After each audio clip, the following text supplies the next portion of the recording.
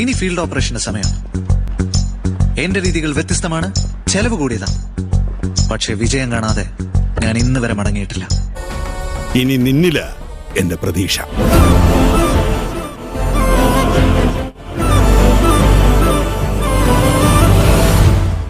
ആരംഭിക്കലാമാ?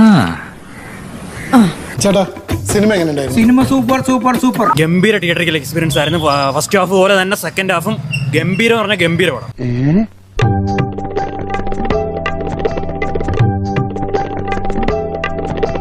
നല്ല മേക്കിംഗ് ആയിരുന്നു. ട്രെയിലറൊക്കെ വന്നപ്പോ ഒരു സ്ക്രിപ്റ്റ് അത്ര ഒരു ആവശ്യത്തിനുണ്ടാവില്ലെന്ന് വിചാരിച്ചു. മുമ്പ് എനിക്ക് അങ്ങനെ സംശയം ഉണ്ടായി. ഞാൻ നേരത്തെ പറഞ്ഞ തിരിച്ചെടുത്തു. എന്റെ പ്രതാപൻ സാറേ, ട്രെൻഡ് സെറ്റർ എന്ന് പറഞ്ഞ ഇതാണ്. Truly an international stuff from our Mollywood. ഇത് സിനിമയാക്കാൻ ഇന്നിപ്പോ മലയാളത്തെ പ്രതാപൻ സാർ അല്ലാതെ വേറെ ഒരുത്തനുമില്ല. അങ്ങനെ അങ്ങ് തീർത്ത് പറയല്ലേ. എന്റെ Ammu, from the beginning shot till the end, the quality of film making, the writing, casting, cameos, എന്തായിരുന്നു നമ്മളൊന്ന് കണ്ടത്?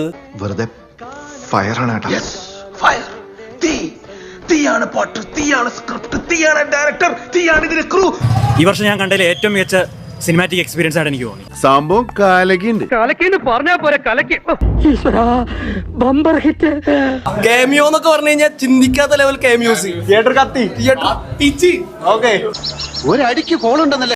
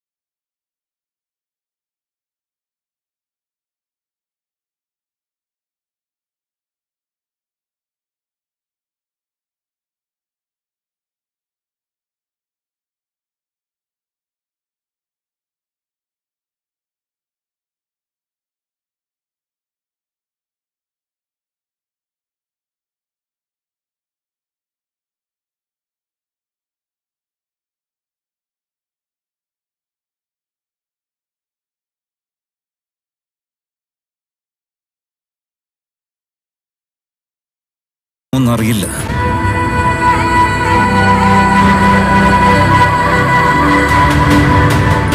കാണിച്ചു കൊടുത്തിട്ടുണ്ടടാ മോനെ. ദുൽഖറിനൊക്കെ ഒരു വലിയ ഹാറ്റ്സ് ഓഫ് ഈ സിനിമ ബാക്ക് ചെയ്തതിന്.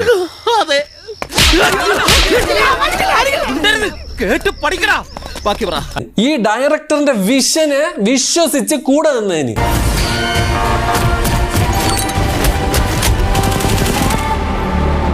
This is how you make a freaking movie, man.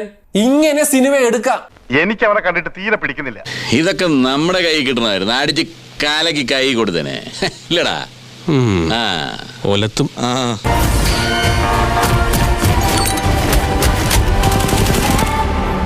പിന്നെ അടുത്ത super star, lady super star Kalyani ആയിരിക്കും. കല്യാണി പ്രിയദർശൻ ഭയങ്കരല്ലേ, ഒരു രക്ഷയില്ലാതെയാണ് ആ റോൾ അവര് ഹാൻഡിൽ ചെയ്ത്. ആ ഒരു സ്ക്രീൻ പ്രസൻസ്, ഓറ, സ്വാഗ്, ആറ്റിറ്റ്യൂഡ്, അവരുടെ ഒരു നോട്ടം, അത്ര ടഫായിട്ടുള്ള ക്യാരക്ടറാ. മാസ് എന്ന് പറഞ്ഞ പോരാ, മരണ മാസ്. പെണ്ണായ ഇങ്ങനെ തന്നെ വേണം. ചന്ദ്രന്റെ പ്രസന്റിലൊക്കെ കല്യാണി കൊടുത്തിട്ടുള്ള എഫേർട്ട് ഉണ്ടല്ലോ, ഞാൻ ഒരു രക്ഷയില്ല. ഞാൻ വിചാരിച്ച പോലെ അല്ല നീ, അതൊക്കെ മേലെ മേലെ. അപ്പൊ അതാണ്, കല്യാണി വന്ന് നിന്ന് കഴിഞ്ഞാൽ കൺവിൻസിങ് ആണ്. ആക്ഷൻസ് ആയി കഴിഞ്ഞാൽ അവരുടെ ക്യാരക്ടർ അവർ കൺസീവ് ചെയ്തിട്ട് നമുക്ക് തരുന്ന ഒരു ഇമ്പാക്റ്റ് ഉണ്ടല്ലോ, അത് ഭീകരമാണ്, ഭീകരം. പിന്നെ അതൊക്കെ തന്നെ ഗസ്റ്റ് സീനുകളെല്ലാം അടിപൊളിയായിട്ടുണ്ട്. എന്താ പറയണ്ടേ, പറയുമ്പോൾ തന്നെ രോമാഞ്ചം.